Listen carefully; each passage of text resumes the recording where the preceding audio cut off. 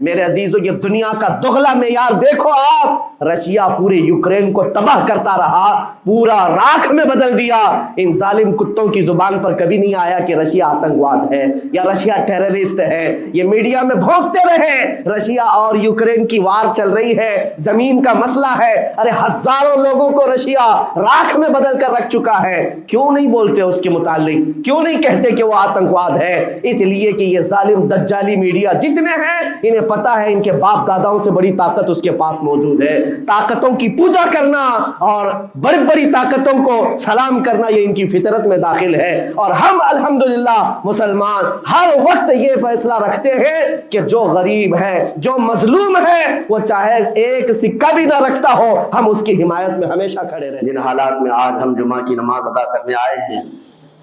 دنیا بھر میں قبل اول بیت المقدس کے معاملے کو لے کر ایک عجیب ماحول پیدا ہو چکا ہے، دنیا دو دھڑوں میں تبدیل ہے آج، اور یقیناً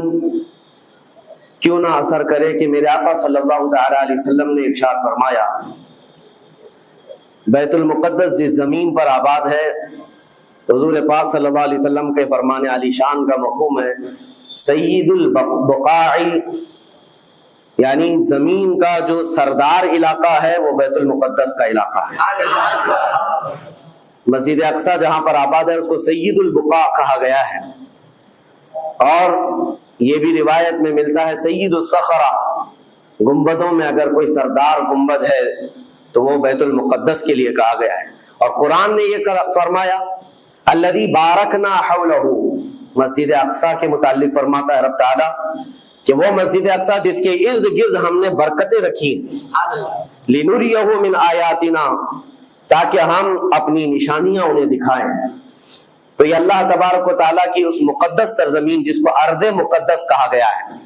نام ہی میں مقدس موجود ہے، اور یہ آج سے نہیں بلکہ روایت میں ہے خانہ کعبہ کی تعمیر کے فوراً بعد حضرت ابراہیم علیہ السلام نے بیت المقدس کی تعمیر فرمائی، اور ہزاروں انبیاء اکرام علیہ السلام کا وہ قبلہ رہا، اور وہ ان کی مرکز عبادت بھی رہا، اور ایک نہیں تقریباً 30,000 کے قریب انبیاء اکرام علیہ السلام مسجد اقصی کے ارد گرد دفن ہیں، آرام فرمائیں۔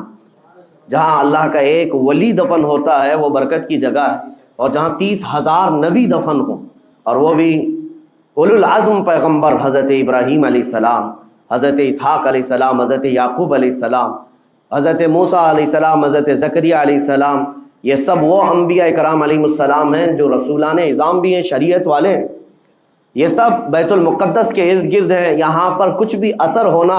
پوری دنیا پر بھی اس کا اثر آج ہم دیکھ رہے ہیں، جو حالات پوری دنیا میں پیدا ہوئے ہیں، اور چاہے وہ یورپ ہو کہ امریکہ ہو، افریقہ ہو کہ رشیا ہو، عرب ممالک ہوں کہ ہند ہو، ان سب کو کچھ نہ کچھ کہنے کی آج ضرورت پیش آ رہی ہے۔ کیوں؟ اس لیے کہ وہ ایسا سینٹر ہے، ایسا تقدس ہے وہاں پر جس میں پوری دنیا انوالو ہو ہی جاتی ہے، اور برسوں سے لے کر وہ جنگ کا میدان رہا، اور حضور پاک صلی اللہ تعالیٰ علیہ وسلم نے بیت المقدس کے لیے کیا فرمایا؟ صحابہ نے جب اس زمین کے بارے میں پوچھا تو میرے آقا نے فرمایا وہ حشر و نشر کی جگہ ہے، حشر و نشر کی جگہ ہے، یعنی قیامت کے قریب سارے لوگوں کو ادھر ہی ہانک دیا جائے گا، اور قیامت وہیں آنی ہے، حشر و نشر کی جگہ ہے۔ حضور پاک صلی اللہ تعالیٰ علیہ وسلم نے فرمایا، اور فرماتے ہیں میرے آقا ہو سکے تو تم جا کر اس میں نماز پڑھ لو، اس لیے کہ اس کی ایک نماز دوسری مسجدوں کی 1000 نمازوں سے افضل ہے۔ یہ مسجد اقصی کے متعلق میرے آقا صلی اللہ علیہ وسلم کا فرمان عالی شان ہے۔ پھر صحابہ اکرام نے پوچھا کہ اگر کوئی جا نہ سکے میرے آقا بیت المقدس اور نماز پڑھنے کی اس کو استطاعت نہ ہو وہاں جا کر تو کیا کرے؟ حضور اکرم صلی اللہ علیہ وسلم نے فرمایا کم از کم تیل کا ہدیہ تو بھیج دے تاکہ وہاں چراغ جلانے کے کام آئے۔ یہ حدیث پاک میں ابن ماجہ کی حدیث ہے۔ نبی کریم صلی اللہ تعالیٰ علیہ وسلم کے اس فرمان علی شان کے مطابق میں آج آپ تمام حضرات سے یہ گفتگو کرنا چاہوں گا کہ میرے عزیزوں، یہ صرف فلسطین اور اسرائیل کا مسئلہ نہیں ہے، یہ اسلام اور کفر کا مسئلہ ہے، اور پوری دنیا کے لیے ہے، پوری دنیا کے لیے۔ اگر وہ حقیقت کی نگاہیں رکھتی ہیں، چاہے وہ کسی بھی قوم سے وابستہ ہو، چاہے وہ کوئی بھی دین اور دھرم سے تعلق رکھتے ہو، میں ان سے کہتا ہوں اگر اینک تمہارے اوپر جھوٹ کی نہیں پڑی ہے تو آنکھیں کھول کر دیکھ لو ظلم اور بربریت کس جگہ ہے اور حق کے لیے لڑنے والے کون ہیں. یہ ہر ایک منصف مزاج آدمی بھی آج پہچان سکتا ہے کہ کون نہتہ مارا جا رہا ہے اور کون سپر پاور طاقت پر کھڑے ہو کر اپنے مظلوم ہونے کا دعویٰ کر رہا ہے. ہر دنیا کا انصاف پسند آدمی آج بول سکتا ہے، لیکن یہ دور بھی امتحان کا ہے. جتنے کیڑے مکوڑے دل میں بغض و عداوت رکھتے ہیں اسلام کے، وہ ظالموں کے ساتھ کھڑے ہوئے نظر آتے ہیں. نبی کریم صلی اللہ تعالیٰ علیہ وسلم نے فرمایا مسلمانوں آپ اپنی اوپینین، اپنی رائے کیا رکھتے ہیں یہ بہت امپورٹنٹ ہے. دنیا کیا کہتی ہے اس سے مجھے غرض نہیں، تمہارا تعلق تمہارے نبی پاک کے فرامین سے ہے. خبردار خبردار تم کبھی ان ظالموں کی حمایت میں نہ آنا، ورنہ قرآن کہتا ہے وَلَا تَرْكَنُوا، اللہ تعالیٰ فرماتا ہے اس طرف تم توجہ بھی مت کرنا، جھکاؤ بھی مت رکھنا جس طرف ظالم گئے، جس طرف ظالم گئے ہیں اس طرف جھکاؤ بھی مت رکھنا. اور آج کہیں ایسا نہ ہو کہ دنیا تمہارے پاس بہت آ گئی، چکا چوند دنیا دیکھ کر جیسے امارات والے ہوئے، متحدہ عرب امارات، دبئی جیسے آج انٹرنیشنل سٹی ان کے پاس مل گئی ہے، پوری دنیا وہاں پر تجارت کرنے لگ گئی. بحرین جیسے کنٹریز، ان کے پاس دنیا کی فراوانی آ گئی،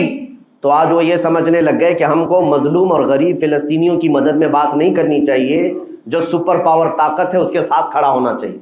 کیونکہ ہماری ٹریڈنگ کا مسئلہ ہے، ہماری تجارت کا مسئلہ ہے.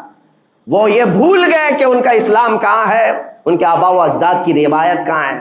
لیکن میں آپ سے کہتا ہوں ان کے نقشے پر چل کر کبھی اپنی رائے کو بدل نہ دینا.